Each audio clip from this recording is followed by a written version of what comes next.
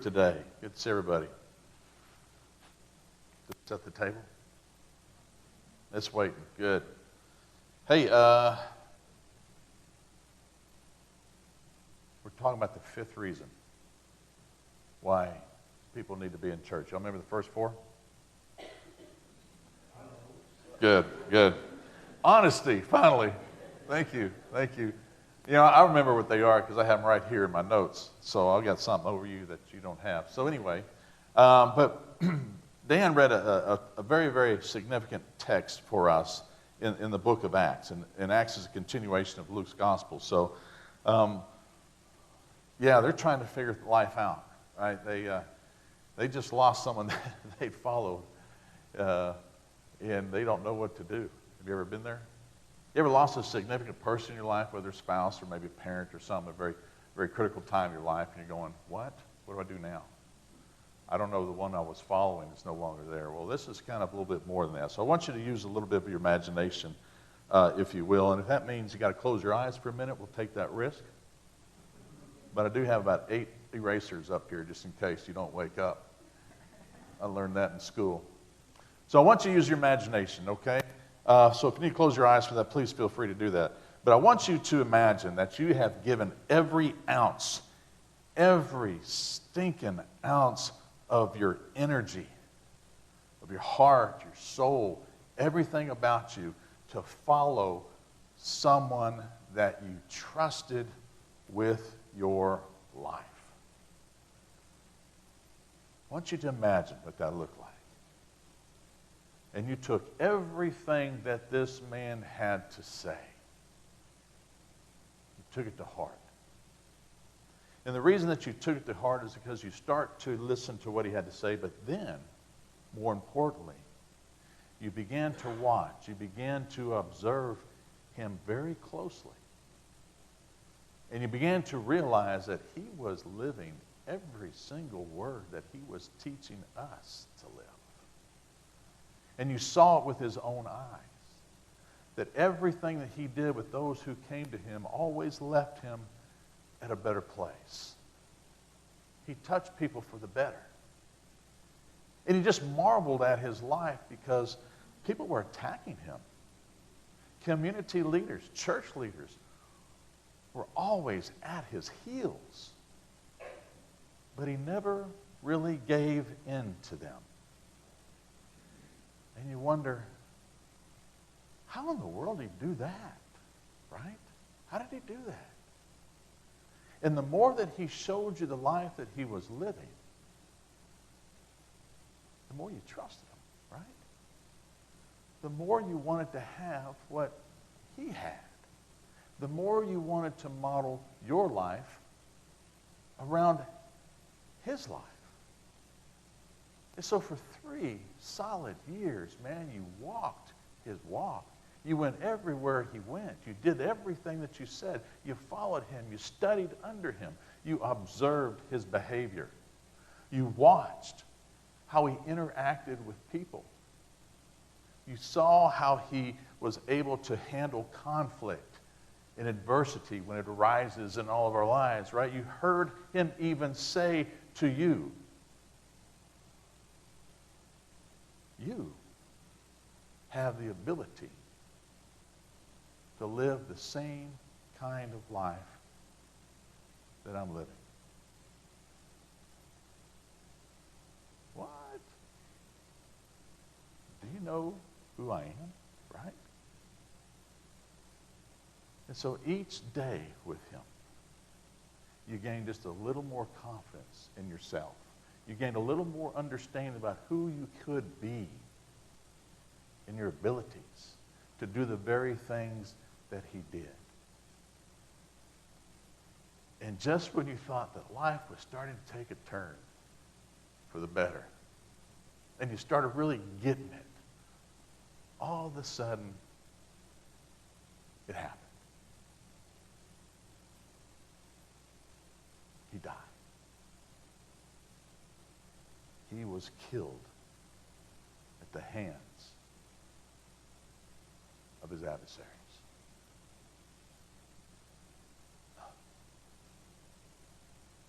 How could that have happened? So you gather with your friends, and you start scratching your head, trying to make sense out of everything. Man, how could this take place? And then you start to recall how he talked about that death. And then how he instructed you to do certain things, not if it happened, but when it happened. And so they chose to trust what he had said, and they decided, okay, we'll gather together in the city. The same city that murdered him, that wants us gone. We'll go there. We'll stay there. And we'll go there and we will wait. Like he told us to wait. But wait for what? Who wants to wait at this point in time in their life, right? Who has the patience to wait after seeing all the stuff that's taken place and now you know that everybody's after you? Who could be patient at this time? And more importantly, what in the world are we going to do while we wait? This is before iPhones, right? What do we do? So what do you think they did? They gathered together as a large group of people. And they waited. And waited. And while they waited, they start to recall a lot of things that Jesus was teaching them until it finally started to make some sense. And as they waited, they became stronger, more confident in who they were. And then they began to show that, hey, we are in this with him, and we need to do more than what he just did. So what we need to do is commit ourselves to who we are. And so they marked that with baptism. Then they held tight to those new relationships that they found as a result of this travesty that took place. They held on to each other who centered their lives around this belief that Jesus, who he was and what he did and what he called them to do and how they were to continue the things that he did. And so they continued to learn of his teachings and how to apply them to everyday situations in life. And they broke bread with one another, just as Jesus did in that upper room in Jerusalem just before he was killed. Remember that? And so they did that together. And they waited, and they waited, and they waited some more until somehow, some way, they were to get more instructions on what to do with their lives.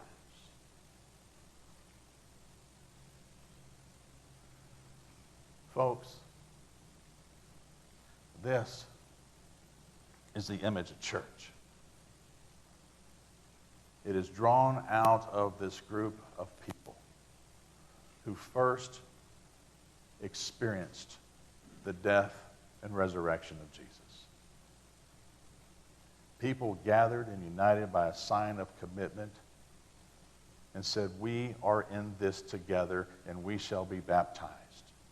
And they continued to learn and discuss and apply the teachings to their life. And they did all of these things and worshiped together and shared the body and blood of Christ just as he did with them. And they waited patiently for instructions of what to do next. This is what church does.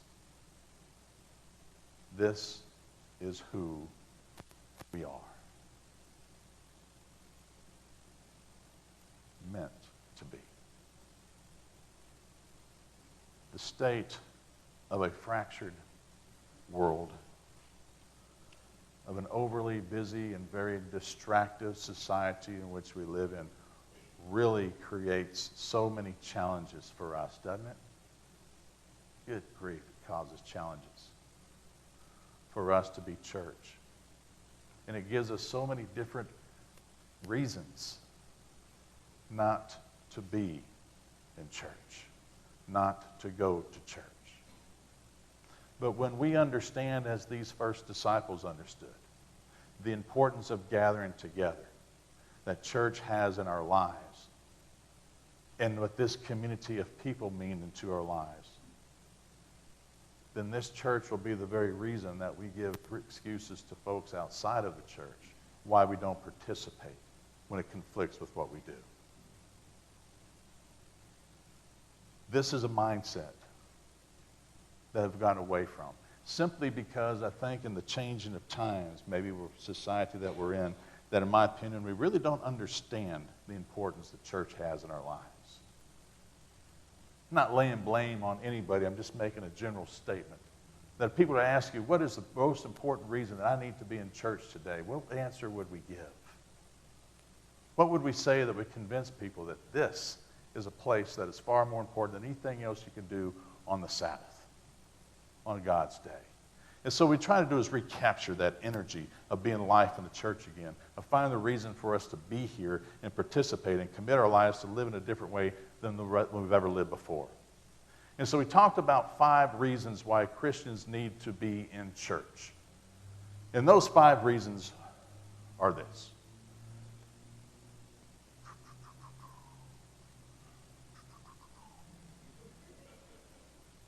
Am I over the place, Ryan? Am I making life harder on you, aren't you? Yes, I am. Reason number 1 that we need to be in church is because church is how God chooses to change the world. Church is how God chooses to reveal God's self to the world. It is how God's work in the world gets done. And the main players with God in this world are who? Yeah, you. Her. And him. Yeah, and him. You are the way that God's work gets done in this world. God is choosing you to represent God in a broken world with what you do, with how you say things, with how you represent God, His grace and love and mercy, how you choose to love the unlovable. How God is working in the world is through the church, is through you. It's the only way that God chooses to work in the world is through us. But in order for God's work to be done, the second thing needs to happen, is that we have to learn and understand that God has equipped you with certain tools that God needs for you to find and discover, to use these tools in order to build God's kingdom. Those tools are what we refer to as spiritual gifts. There's nothing fancy about spiritual gifts. It's just as when you were born, God handed you a bunch of tools and says, I need you to use these tools in order to build something terrific for the whole world to be received. And I need you to use that. But what are they? Well, we don't know what they are because we have to go through the third thing, a process. We have to go through this whole process of really understanding what it is that God has placed within us that we need to pull out and to use that will make life better for other people. And so we need to find out what it is those spiritual gifts are within our lives so that we can use that to fulfill God's purpose in the world. And when we choose to find that process, it's a lifelong process, then we get to find fulfillment in our life. And you'll never find it. You'll never understand why God is creating you if we don't go through this process to discover what those gifts are. There's nothing crazy about it. It's just the way it is. And so the fourth reason that we need the church is because there's this umbrella of what we do as a life of the church. This umbrella tells us of what we need to do and what we do not need to do.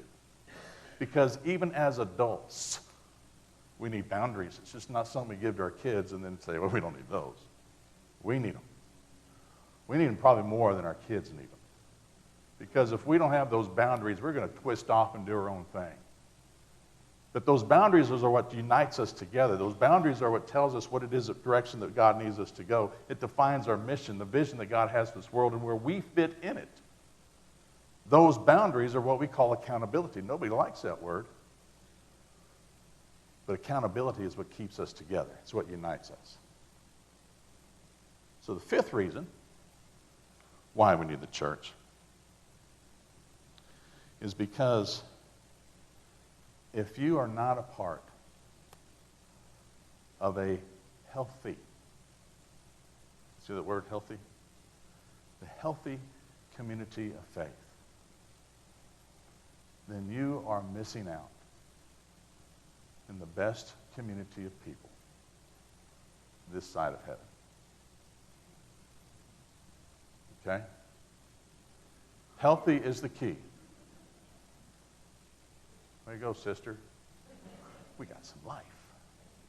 All right? Healthy is a key. And how do you maintain that health? It's that accountability thing, right? We hold each other up to our mission, what we're supposed to do.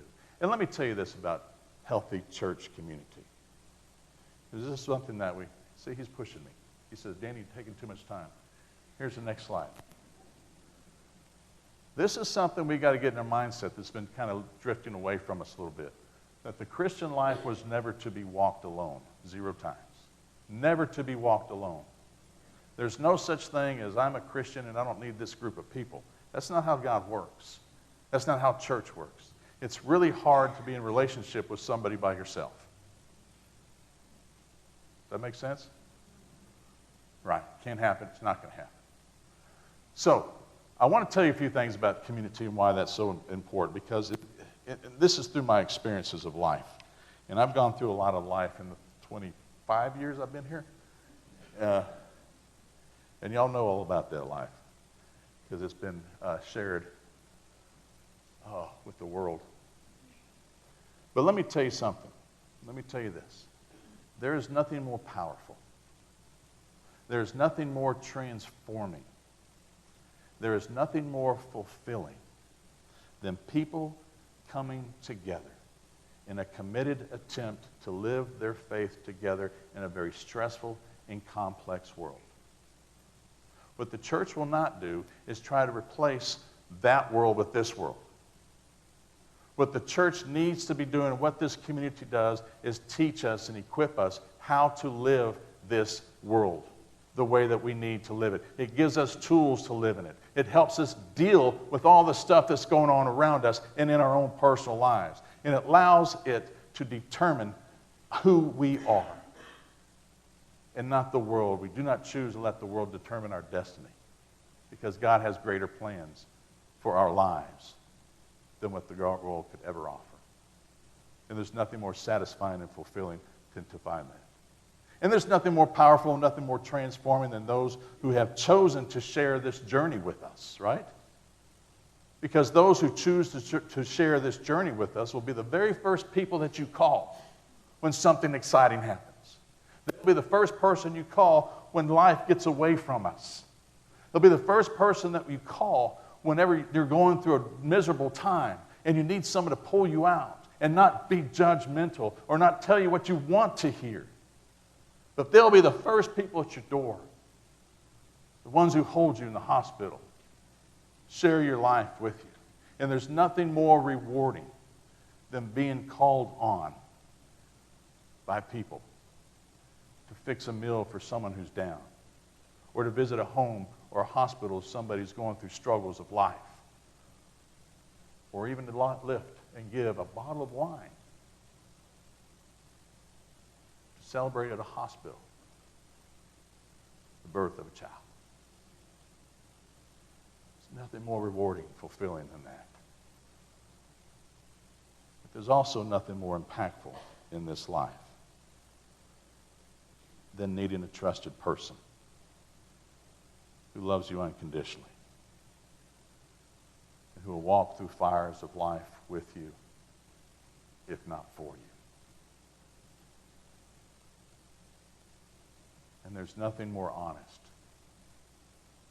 than sharing a life with someone who will sit with you and love you and tell you what you need to hear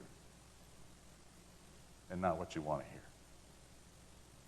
And it's done out of complete love to help us stay faithful to what we're called to be.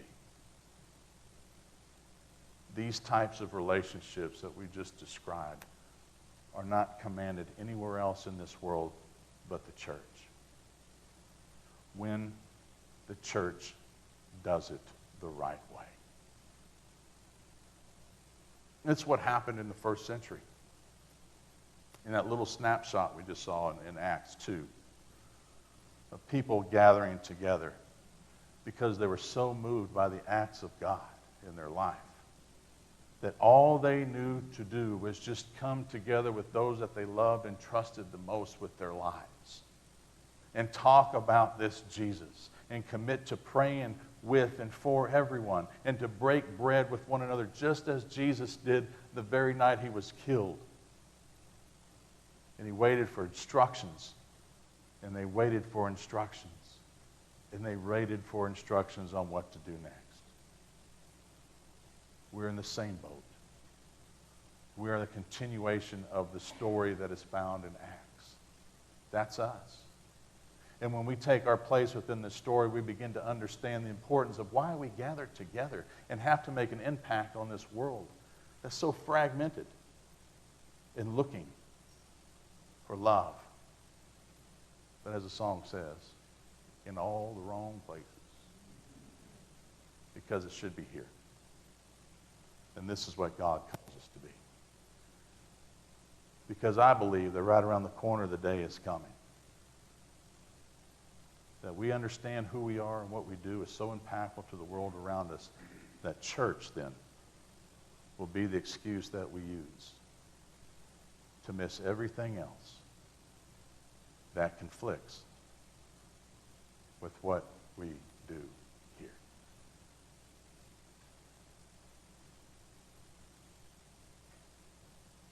Dang.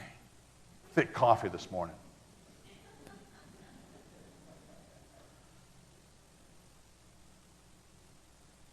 Get it?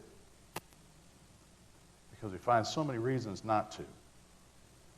Now it's time to discover why it's important. And take back what God has given to us. Well, that's all I got to say about that.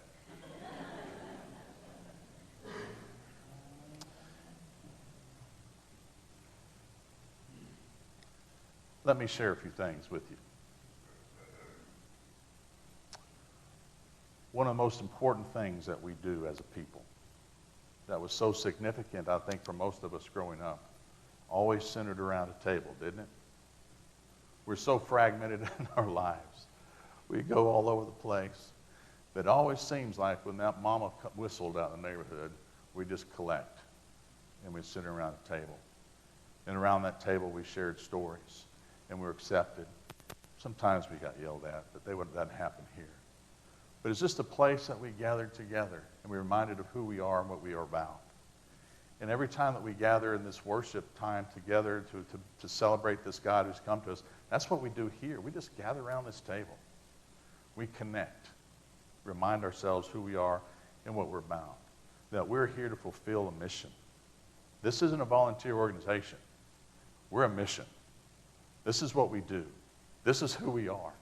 We have a job that is placed upon us. And our job is to go out and make life livable for people by being an example of the faith that we have found worthy in this place.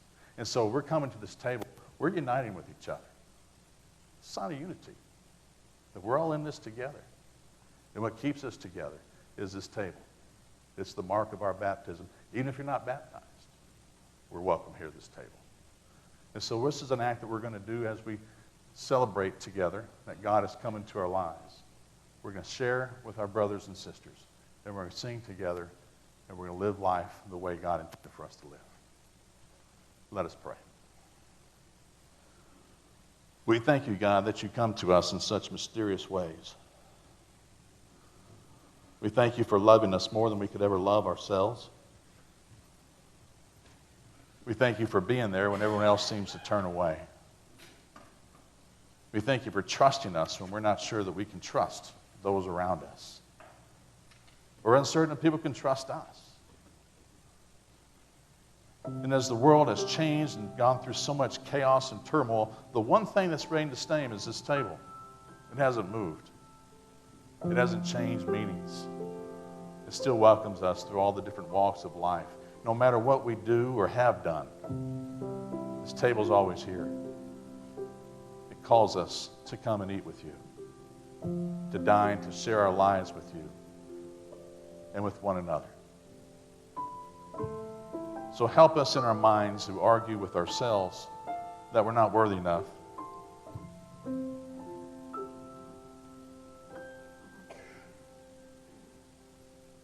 Not strong enough.